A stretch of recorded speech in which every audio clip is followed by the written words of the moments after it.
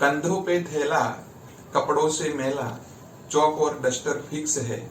हमारी बातें, हमारी कविताएं सारी की सारी फिक्स है। हर व्यक्ति के मन में बनी शिक्षक की एक पुरानी कल्पना।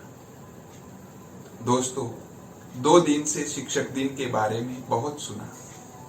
सोशल मीडिया के हर प्लेटफॉर्म पे कहीं शिक्षक पर घाव लगा, कहीं उनकी गरिमा को सम्मान मिला, तो कहीं शिक्षक के पवित्र व्यवसाय से जिनका मीलों तक नाता नहीं है, उनकी शिक्षकों को ज्ञान देने वाली वाणी सुनने को मिली।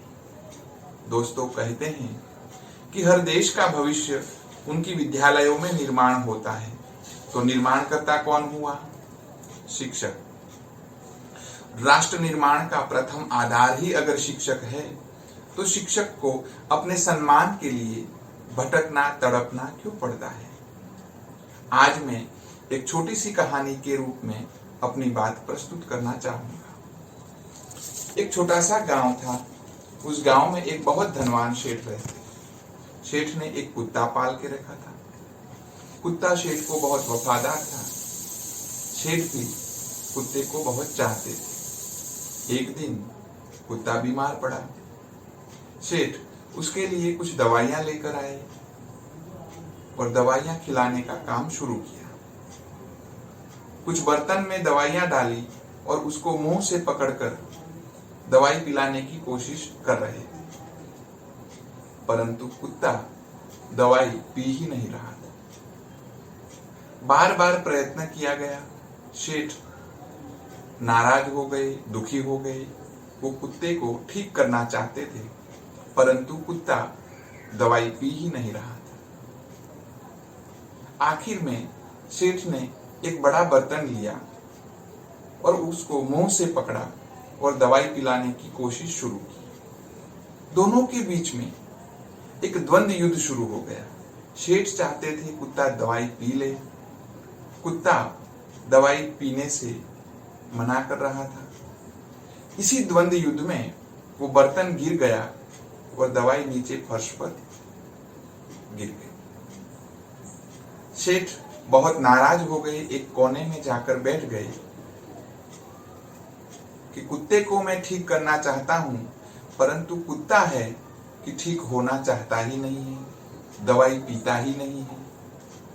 परंतु अचानक उनकी नजर कुत्ते पे पड़ी। फर्श पर गिरी हुई दवाई को कुत्ता आराम से चाट रहा था। कुछ दिनों बाद कुत्ता ठीक भी हो गया। इस कहानी का मोरल ये है कि क्या सेठ कुत्ते को ठीक नहीं करना चाहते थे? बिल्कुल चाहते थे।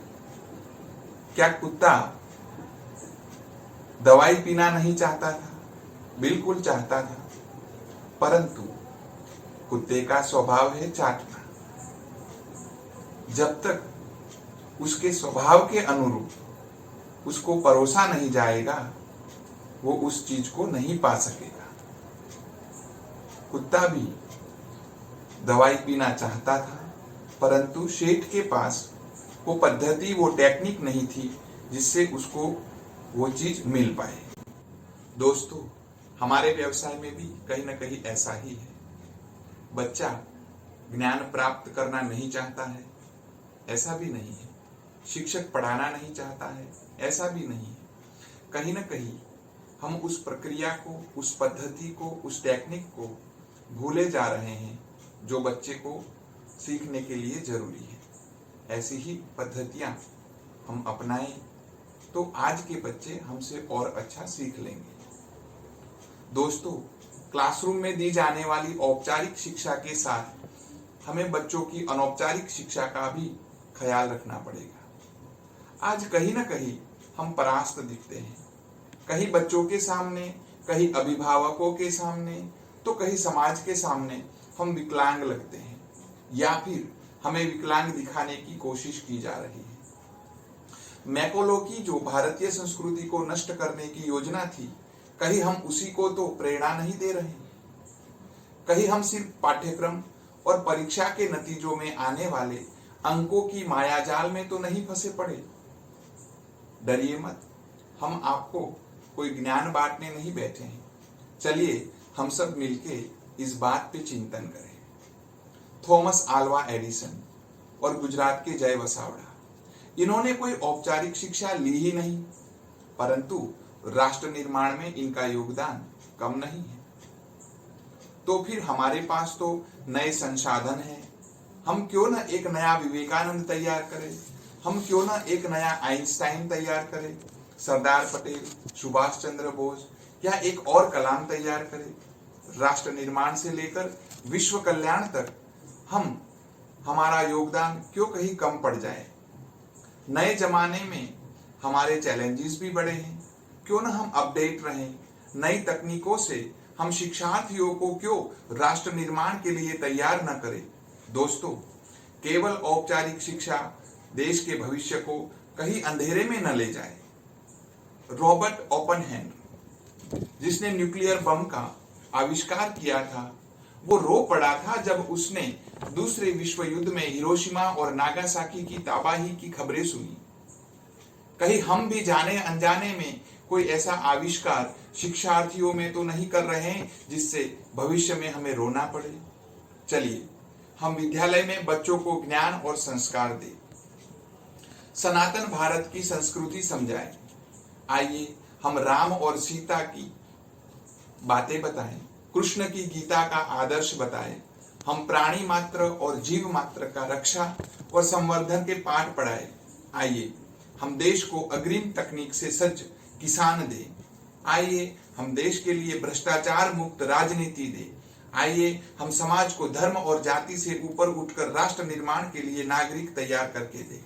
दोस्तों, हम अच्छा विज्ञान पढ़ा के एक डॉक्टर तो तैयार कर देते हैं, पर उसमें संवेदना नहीं है। जब कोई गरीब, लाचार, बीमार व्यक्ति उसके पास जाता है तो वो संवेदनहीनता कहीं ना कहीं दिख जाती है। हम उत्कृष्ट इंजीनियर तैयार कर देते हैं, पर शिष्ट भाव नहीं है। यह सब पूंजीवाद के प्रेरक है।